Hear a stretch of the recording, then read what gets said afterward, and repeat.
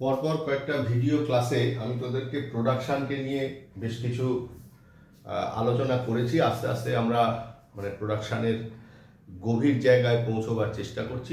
এবার রিয়েলি কিছু good discussion যেগুলো ইকোনমিক্সের সাথে সঙ্গতিপূর্ণ। তো আমার যতটুকু মনে পড়ে, আমি তোদের যতটুকু লাস্ট আলোচনা করেছি সেটা হচ্ছে কি, যে ল ভেরিয়েবল প্রপোর্শন, পরিবর্তনীয় অনুপাতের বিধি, সেখানে না একটা উৎপাদন মোট উৎপাদনের বিষয়বস্তুটা এসছিল। আজকে না আমরা খুব ডিটেল ডিসকাশন করবার চেষ্টা করব, প্রকৃত অর্থেই ডিটেল, হয়তো একটা ভিডিওতে হবে না। সেটা হচ্ছে কি জানিস, সেটা হচ্ছে যে রিলেশন বিটুইন, কি বললাম, রিলেশন বিটুইন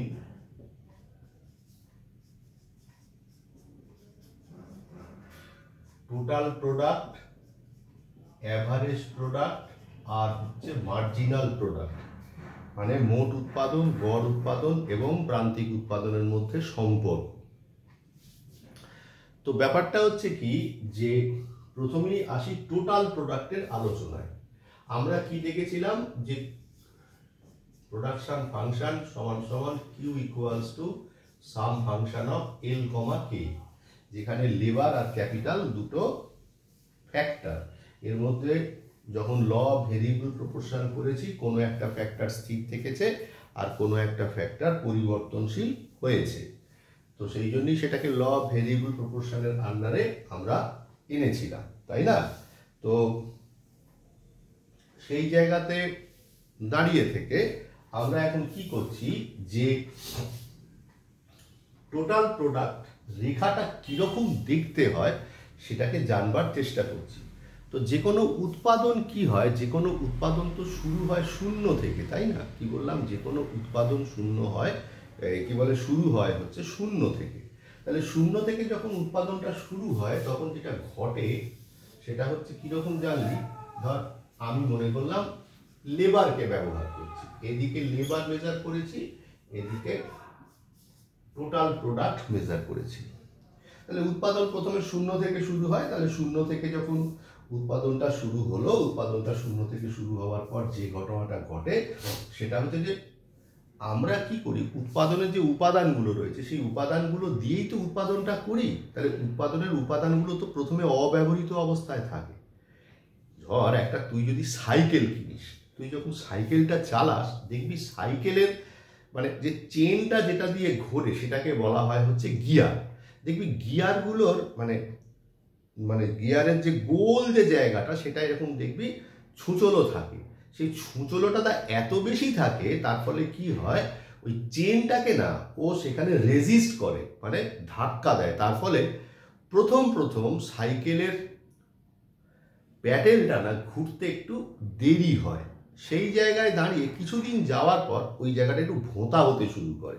তারপরে কি হয়, তারপরে খুব স্মুথ রান করতে শুরু করে। উৎপাদনের ক্ষেত্রেও তাই। সমস্ত অব্যবহৃত উপাদানগুলো কি হয়, অব্যবহৃত উপাদানগুলো প্রথমে অব্যবহৃত অবস্থায় থাকে, সেই জন্য একটু কমে যাওয়ার চান্স থাকে। এই জন্য উৎপাদনটা প্রথমে একটু কমে যায়। কমে যাওয়ার পর তারপরে কি হয়, এরকম আস্তে আস্তে বাড়তে শুরু করে, ইনক্রিজিং রিটার্ন টু স্কেল, ক্রমবর্ধমান প্রতিদানের নিয়ম কাজ করে।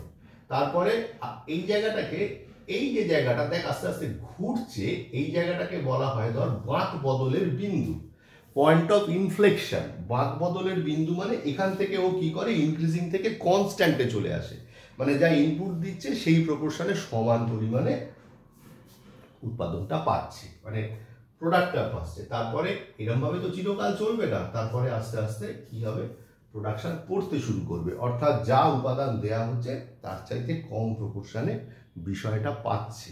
তাহলে এইটা হচ্ছে আমার total product curve. Total product curve এইভাবে তৈরি হয়।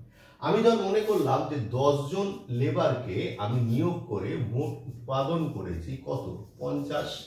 তাহলে গড়ে কত উৎপাদন করব, অ্যাভারেজ প্রোডাক্ট এখানে লিখলাম এল, এল এর সাপেক্ষে। তাহলে কি হবে, total product divided by L, 50/10 হচ্ছে 5। 5 হচ্ছে গড় উৎপাদন।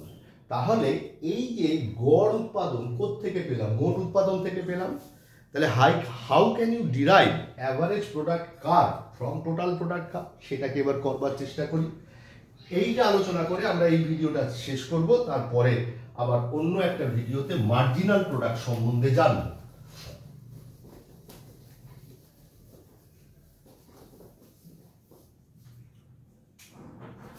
উপরে হেডিং করলাম যে derivation of average product L from total product L, মানে টোটাল প্রোডাক্ট কার্ভ। তাহলে কি হলো, এদিকটাতে আমরা টোটাল প্রোডাক্ট মেজার করেছি, এদিকটাতে আমরা লেবার মেজার করেছি। এটা ও পয়েন্ট, এই হচ্ছে একটা টোটাল প্রোডাক্ট কার্ভ। এবারে আমি মনে করলাম এখানে একটা বিন্দু নিলাম, এ বিন্দু। এ বিন্দুতে আমি গড় উৎপাদন পরিমাপ করব। লিখলাম অ্যাট মানে প্রতি, অ্যাট এ পয়েন্ট মানে এ বিন্দুতে গড় উৎপাদনের ফর্মুলা কি? গড় উৎপাদনের ফর্মুলা হচ্ছে total product divided by L. এখান থেকে একটা লম্ব টানলাম, হলো, নাম দিলাম বি, আর এই মূল বিন্দু থেকে এই অবধি যুক্ত করলাম। তাহলে কি হলো, এদিকে যত মানে এর সমান্তরাল যত রেখা টানবো সব তো টোটাল প্রোডাক্ট। তাহলে এখানে টোটাল প্রোডাক্ট কত? টোটাল প্রোডাক্ট হচ্ছে এ বি, হলো। কেন দেখ, এখান থেকে এইটুকু যা, এখান থেকে এইটুকুও তাই। আর লেবার কত? ও বি। তার মানে কি হচ্ছে, লম্ব বাই ভূমি হচ্ছে। তাই লম্ব বাই ভূমি হচ্ছে মানে কি, কোণের মান এ ও বি, এই কোণের মান, তাই তো। তাহলে যেটা ঘটছে সেটা হচ্ছে কি, যে তুই যত এখানে এগোতে শুরু করবি তত দেখবি তোর যেটা ঘটবে সেটা হচ্ছে যে তোর অ্যাভারেজ প্রোডাক্ট কমে যাওয়ার চান্স থাকবে কিছুটা সময় পর। তাহলে হলো, তাহলে এখানে আমরা একটা কোণ পেলাম, হলো। হওয়ার পর এবারে আমি যখন মনে করলাম এই একটা পয়েন্ট সি, তাহলে সি যে পয়েন্ট তৈরি করলাম এখান থেকে তৈরি করলাম, দিলাম ডি। তাহলে কোণের মানটা দেখ বাড়লো। তাহলে কোণের মানটা বাড়লো হলো কি, অ্যাট সি পয়েন্ট যেটা ঘটছে সেটা হচ্ছে যে অ্যাভারেজ প্রোডাক্ট সমান সমান হচ্ছে সিডি ডিভাইড বাই ওডি। মানে কতটা হচ্ছে, সি ও ডি কোণের মান। তার মানে এটা হচ্ছে ট্যান থিটা 1, এটা হচ্ছে ট্যান থিটা 2। তুই লক্ষ্য করে দেখ কোণের মানটা বেড়েছে। তাহলে তুই যদি এখান থেকে গড়টাকে ভাববার চেষ্টা করিস, গড়ও সেই শূন্য থেকেই শুরু হবে।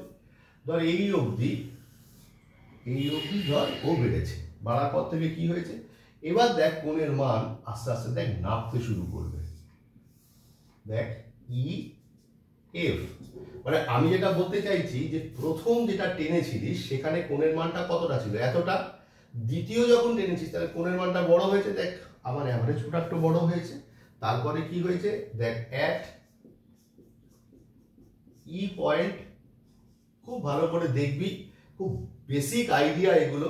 At E point average product তুই কি করবি, total product divided by labour, মানে হচ্ছে EF divided by O F, মানে ই ও এফ, এই কোণের মান। তাহলে কোণের মানটা ছোট হয়েছে, তার মানে তুই এখান থেকে যদি অ্যাভারেজ প্রোডাক্ট ভাবতে চাস, অ্যাভারেজ প্রোডাক্ট এবার ডাউনফল হতে শুরু করেছে, তাহলে এই হচ্ছে অ্যাভারেজ প্রোডাক্ট। তাহলে আমরা এইভাবে অ্যাভারেজ প্রোডাক্ট ভাবতে পারি।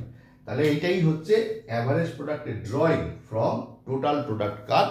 আর টোটাল প্রোডাক্ট কার্ভের ইফেক্টেই অ্যাভারেজ প্রোডাক্ট আসে। আমরা পরবর্তী কোনো ভিডিওতে প্রান্তিকটা কি করে করতে হয় সেটাও জানবার চেষ্টা করব, তারপরে আমরা একসাথে মার্চ করব। ঠিক আছে, আপাতত এটুকুই।